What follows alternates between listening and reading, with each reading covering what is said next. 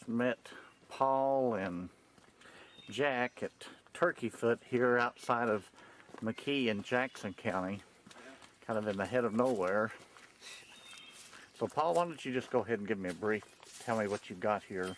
So you've set up camp. Is this a pretty nice campsite? Well, this is pretty good compared to what we normally have. I mean, there's no potable water here, but there are like outhouses, but you know, you can't get drinking water from, so we'll still have to pump that from the creek. But I mean, really it's not much different than being out in the wild, except now we have this to hang our sack on instead of having to throw some rope over a tree and make a bear bag. But it's, besides, you know, having a nice picnic table, it's basically the same, really. So. Okay. And so how many miles did y'all walk today? About 11, 9, 10, 11, somewhere around there. I think we've come about 140 or so. 140 miles, yep. So it was harder than you expected at the beginning, but now it's gotten a lot easier, yeah. We've been, like those first couple of days were rough just because we had a lot of sleep deprivation from preparing. But, and then just we weren't used to carrying those type of packs. But we've gotten used to, like, here's my pack. It's become a lot lighter since we started. But it's always heavier when you first get the supplies. Whenever I come back to resupply, you're carrying a little. Well, my pack stays about the same weight. Jack's pack is the one that. Jack gets big and then it gets small. Well, but it's very nearly always heavier than Paul's. Yeah. We have a running thing of who carries the heaviest sack. Yeah. Well, I'm pretty sure it's me.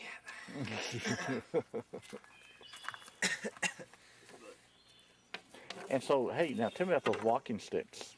Oh, well, we cut these second day of hiking in the morning. Actually, it's a good thing I brought my machete. Paul was pretty doubtful that we would ever actually need it.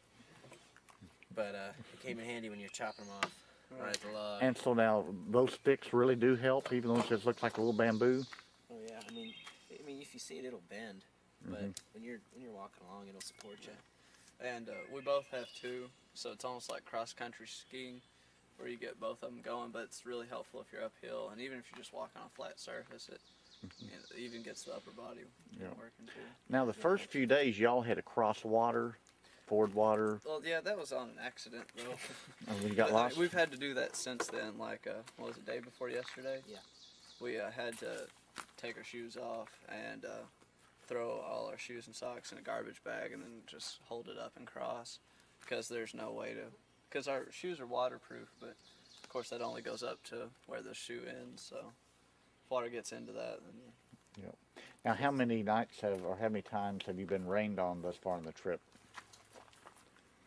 4 or 5. I'd say we got rain on 4 nights, and we got some rain the same day we cut those poles, the second, third day, something like that. But really it hasn't rained during the day, but I guess it's supposed to storm, like there's a possibility if it stormed the next 5 days. There's a 20 to 30% chance of rain and storm. And so then you will, so this is your tent, but then you've got this rain guard you just cover on top of that, so that'll... Yeah, it works really well. So far, our tent's fine. It seems to bow up a little bit more now than it normally used to. And you can't really fix it, but I mean, it's not, it still works. Still keeps the... Yeah. It's been a good tent so far. Pretty much. This is what would be basically our washing utensils we have. Our soap, our soap, camp towel, and then a bandana.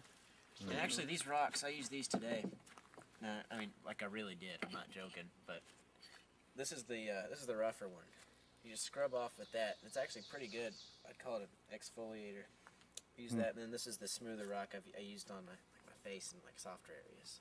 I'm actually gonna take these back because it seems felt pretty. Because y'all were talking about how whenever I met y'all in Cumberland that night before, you got to take a shower, your first shower, and how good that felt. Yeah, we haven't had a shower since day. When was that? It was after Cumberland at was that What was that campground? Pleasant Holly Springs. It was that with the lake and the dam. Laurel Lake, but yeah, It was Laurel Lake, I think. I can't really remember. Well, boys, y'all go down there and eat your hamburgers before they even get even colder. I decided they like meat, so I decided to bring them a little bit of meat down. Yeah.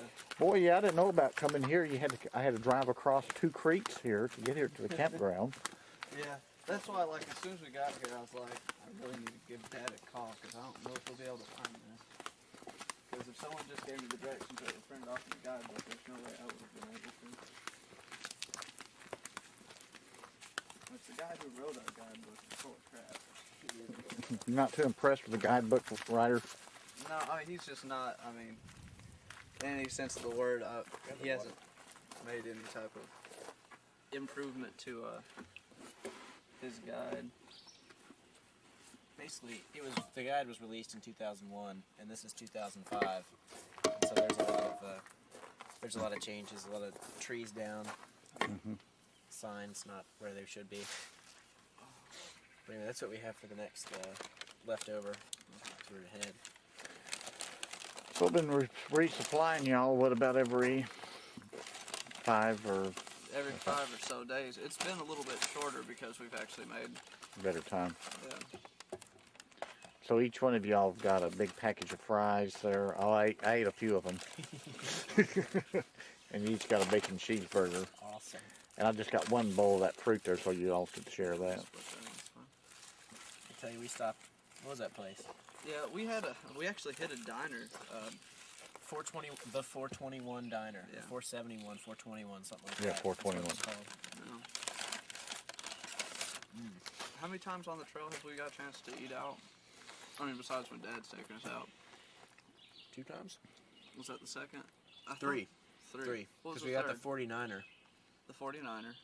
and then we had the pizza at that one at the Oh, Poor right. Boys. There was a variety store on the way on the not on the interstate, but on 27, wasn't it? Mm-hmm. It's actually, we drove by it when we were coming down here. I remember seeing it was like Poor Boys, Oh, yeah. and it had a. Well, they y'all had- took a picture of that, didn't you, Yeah, whenever we you did. ate there? Yeah, because I developed your film. I didn't bring it down. Oh. So what's been your favorite meal thus far, the ones that you've eaten? Is this Most one a pretty, recent, yeah. the This most one recent right. one? Oh, the Shiloh. I know Paul enjoyed that steak at Shiloh. That was He very good. enjoyed it for about an hour and a half, Yeah, it didn't last very long. Yeah, had to go out in the woods. and then it left him. And then, of course, the famous last meal at Cracker Barrel. Yeah. That was really good. These darn kids there. Busload of school children shows up. Yeah. But Of course, the meal at Cumberland Falls. Now, y'all got into that one. that was just great because that's the first time we'd had soda in a while. It's like we'll run into people, like we'll stop by someone's house to fill up our water because like the creek's not really close by, and people are so nice. Like this one guy, what was that like? I don't remember where it was, but it was in a neighborhood we were walking. Well, neighborhood. A highway that we were walking by, and there were some trailers off of it. And we walked up to this one guy. He was in the front yard with his daughter. He refilled our water and brought us out some Mountain Dew too, which was nice. He was going to give us a good sturdy stick because there's some dogs down the road that, about 6 of them, a couple with a limp, that'd come out after you. Kept an eye on them though.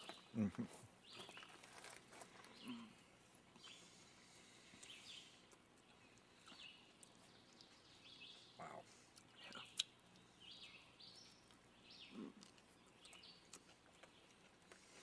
So since I seen y'all last in on the other side of London, so y'all have come about 50 some miles, I guess. Any really pretty places? Well, we won't say pretty. In fact, I have to say the last part's been really crappy. Yeah. Since you dropped us off, we've been on basically nothing but ATV trails, which are pretty easy to walk, but they're ugly. Yeah, that's one thing the guidebook had mentioned in there too. But I mean, it's just mud holes. I mean, we knew that kind of coming in, but yeah, of course, and especially after you've finished Cumberland Falls and Yeah. come up through that way, and Laurel Lake. I bet that was beautiful. Yeah, that's yeah. That was the usually- best part. I'm pretty so sure that far. would be the high point of the trip. But Of course, Right. then now when you get ready to go to Natural Bridge and Red River Gorge, so that Those should are be nice places. I mean, we've been to the Natural Bridge before, Mm-hmm. and the gorge. Gotten lost in the gorge, but it is pretty there. How close will you get to the Natural Bridge? Do y'all walk right by it, or? I don't know. I haven't checked. I'm not really sure. I'm pretty sure we'll see it. I really couldn't tell you how close we'll get. But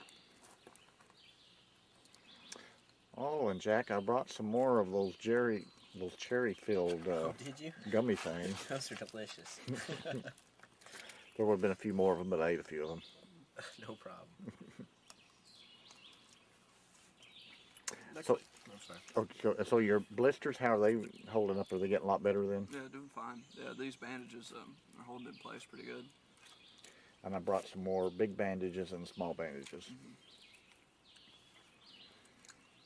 We have met some interesting people since you dropped us off last. I think Paul's told you about Dirty Ray. Dirty Ray deserves a shout out. Yeah. He's just like Flavor Flav, we have decided. Looks just like him. He's got cornrows and gold on his teeth. Was he like this? Yeah. This picture? He was Yeah. awesome. He gave us a ride. We had this one guy, skinny redneck dude, talk to us as we walked by. And then about 20 minutes later, did you already tell him, Paul? Or about 20 minutes later, this car drives by. We hear some hollering in the distance. This car looks like 12-year-olds drives by. And then he comes streaking down, 50 miles an hour down this little one-lane country road we've been walking on. So we hop out of the way, and he comes back about 10 minutes later. Pretty much, he was swearing, not at us, but just swearing in general. And complaining that these four punks had gone into his house and stole from him. And then they ran off because they were scared of a 45-year-old man with a failing heart. A dying heart condition. A dying heart condition. That's what he said. And he chased him off. I'd run from him because he looked pretty mad. Oh.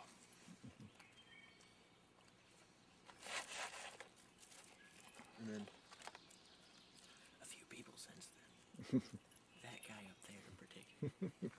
But I'll talk about that later. He's a nude hiker. He told me this. A nude hiker. Yeah. Wow. Yeah. That's all I'm gonna say. And it's Paul's fault that I found that out.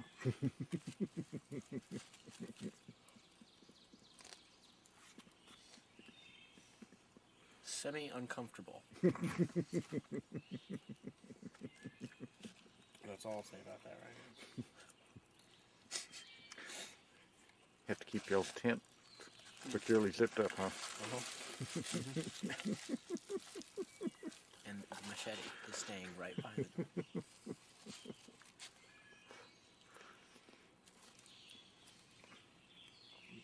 The lady at the diner was nice. The lady at the 49er diner. Oh yeah, we're going back to that place. Yeah. Because that was just really. She was That an was a good meal. amazing waitress too. She was like, there's one waitress there, and then one cook, and she was taking care of at least like 8 tables. Like at Cracker Barrel, I freak out if I have more than 3, And like she was taking care of everyone. She kept like I had like 7 Dr. Pepper refills, easy. I mean, she was just always really nice about it. And then I ordered a chicken tender platter. I only ate one, and I ate a couple of the fries and a little bit of a side salad. And when I get up there, she's like, "Oh, I didn't charge you for the chicken tenders since you didn't eat them." I'm like, wow, all right, that's great. And so I just had to pay $3 or something, which was nice because most restaurants, I don't think they take the food back. But that was a very nice place to eat. I had the all-you-can-eat fish dinner, like $5.99. How many pieces of fish did you eat? Came with 5. I asked for 2 more, so 7. Okay, and then how many Dr. Pepper refills? That was 7. 7.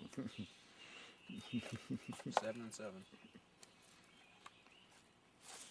I meant to get y'all a pop as I was driving up here, but then as soon as I left McKee, there was no. I figured, okay, there's going to see a pop machine somewhere. No, it's fine. It's all right. We stay up a lot later if we've had caffeine. Yeah, we had Our moms were right.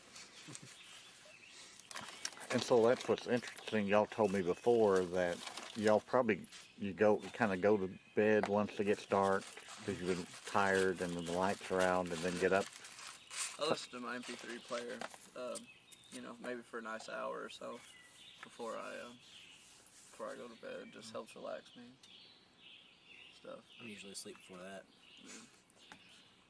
But it's nice, yeah. But when we have the caffeine, we tend to stay up a lot later. Yeah. Probably about 11, and that's real rough the next day. Night before last, we went to. We were at this beautiful campsite, and it was just With right a in the middle of waterfall. all this ATV territory. I mean, it's like, just mud holes. We dealt with it the whole day, and we come upon this oasis. I mean, an oasis. I mean, just really easy place to camp. Right next to a waterfall. I mean, we were like 10 feet from a waterfall. Had to, slept with that last night. Mm-hmm. It was just amazing. And it's about 11 o'clock. We're already asleep, and 3 4-wheelers pull up right beside our tent. I mean, like, we've got our bear bag already up. The tent's there. Our equipment's covered in a parka just in case it rains. I mean, like, there's no way they could have not thought someone was camping there, And like, there's 3 4-wheelers. There's probably like 2 adults there and like 6 kids. I don't know how they all fit. 3 or 4 of them 11-year-old girls just yapping. Yeah, and like, the adults were keeping pretty quiet. It didn't bother me. But it's like, the little girls were just yapping back and forth and stuff like that. Hopping around going, and then he was like this! And shaking a tree branch. I don't even know what they were talking about. But... So eventually... Well, this is classic. Go ahead, Paul. Jack wouldn't get out of the tent. And so Well, I was Paul like... volunteered, and then after 5 to 10 minutes, I'm like, so do I need to shout at him, or are you going to go say something? I finally walk out there with a light, and I didn't want to shine it in their face like a cop or something like that, but so I kept it kind of on the ground. And one of the girls goes, I mean, because they didn't think anyone was there, even though all their stuff was set up. They thought it was abandoned. And I was just shining the light down on the ground in between us so they could maybe see a little bit of an outline of myself. Dogs came up and started barking at him. Yeah. And the girls go, "Who are you?" Who are you? That's what it was. And I was like, we're just the 2 campers that are camping here.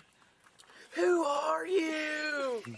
And then they're Why like, does they say it? and then I was like, so where are your parents at? She goes, my parents? And just like one of those girls on like, Sally Jesse Raphael, And anyhow, finally like one of the adults comes over and is like, oh, well, we didn't mean to disturb you. We just, we didn't think anyone was here because there were no cars. So apparently, people don't walk. I mean, they just didn't think hiking was an option there. And so it's all ATV or nothing. And then the guy says, we were just out enjoying the great outdoors or something. It's the fine scenery. And Paul says, yeah, it's a beautiful day. All smart ass like Paul. I couldn't help it. I heard that and I thought, Paul's going to get into a fight. Oh, man. It's not like it was even that clever, man. It was just rude. Well, I arrived here in Red River Gorge probably around 3:30, so I've been a little bit earlier for Paul and Jack to be here. So I've walked this half a mile, 3/4 of a mile to the suspension bridge here, thinking I might see him, or at least I would be able to see this while I'm here.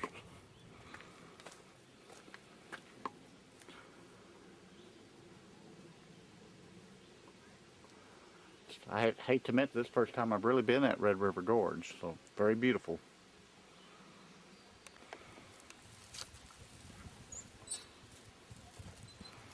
A rather narrow suspension bridge.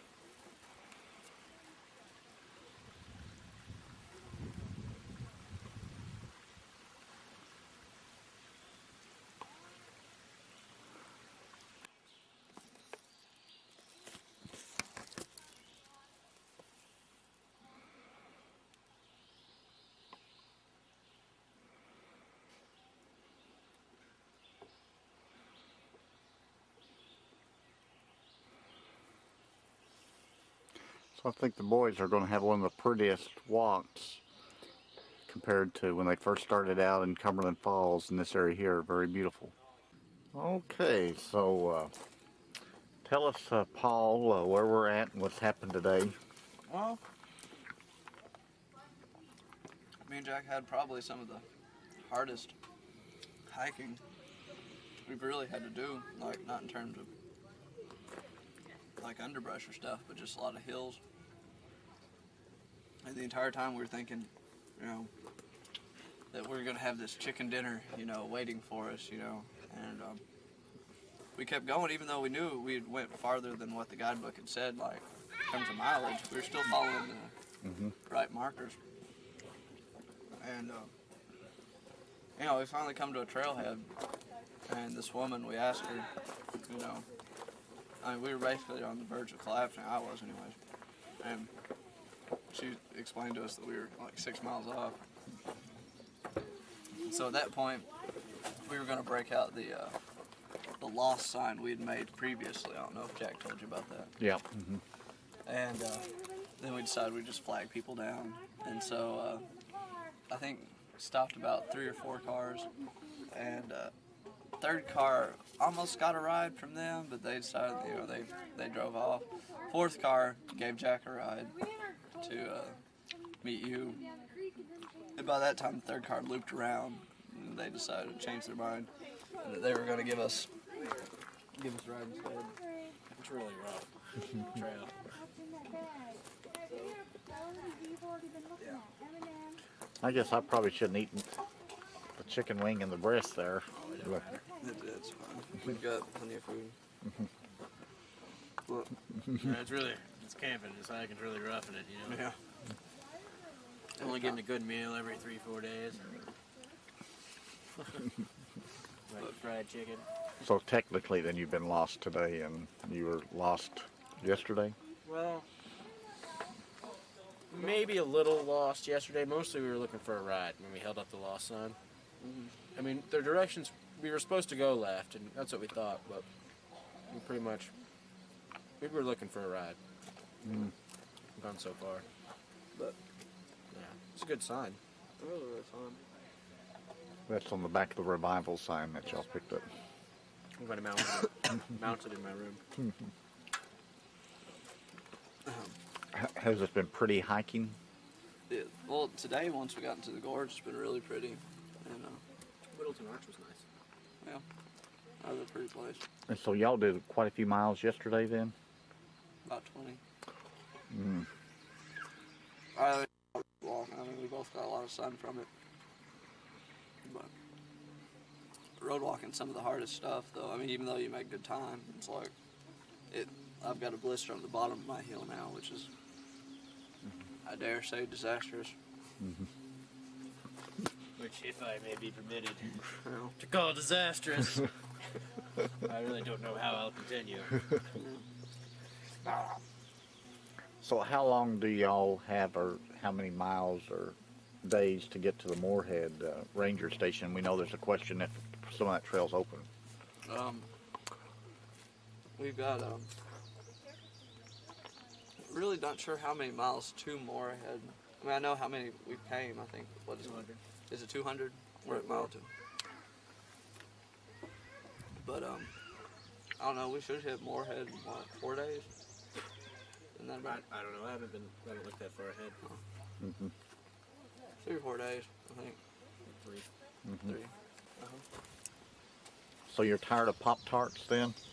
I was never really a big fan of chocolate Pop-Tarts to begin with. But Paul was like, man, I got Pop-Tarts. He got 3 boxes of chocolate fudge. They had the most And calories in them. They're terrible. I like them. So what's been the best meal that you've made on the trail? Well, the best meal was by far when we had macaroni and cheese after our... Actually, we've timed it very nicely, right after our 20-mile days.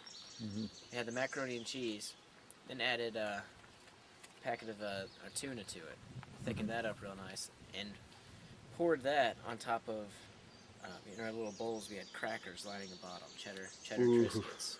We poured that on top, and that was... Kind of Chef Boyardee. Oh, indeed. It was Like- delicious. if we, you know, Cut that one in- breakfast, two breakfast, you know, and cut that in half. Yeah. So, two breakfasts. Yeah, we'll just fry this up. This tastes real good. You cook it up on our little grill. Yeah. Never even thought of it. And But we got our pepperoni breakfast. does good. And so your pancakes, how's that worked out? It's been pretty bad. It's like when I did test it, and this is a fault on my part. When I tested it at the house, at the apartment, I was using all the right the utensils we'd be having, but the stove, it was one of the coiled ones, and so it heated it like evenly. And ours is just like it's like a pinpoint one spot, so it's great for soups and stuff like that, and even cooking meat. But it, like for something like pancakes, it's gonna burn the center no matter So what. Paul takes full responsibility. Oh, he better. Because I was against pancakes to begin with. And he said, no, I've tested them out. Which I thought meant he tested them with the stove we'd had. Well, we won't go into the things I've been right about, especially over the last couple of days. Well, wouldn't take real long if we did.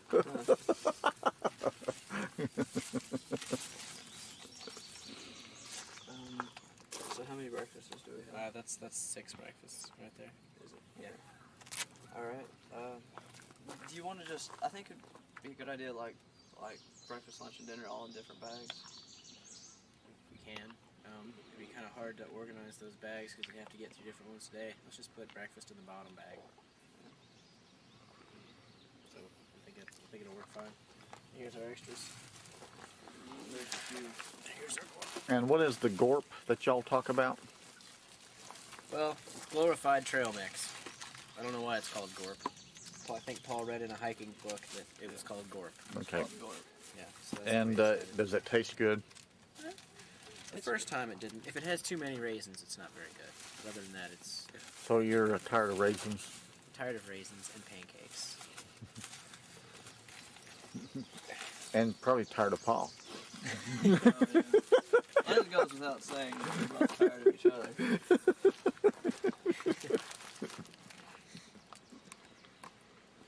When he washes, he's more tolerable. Yeah.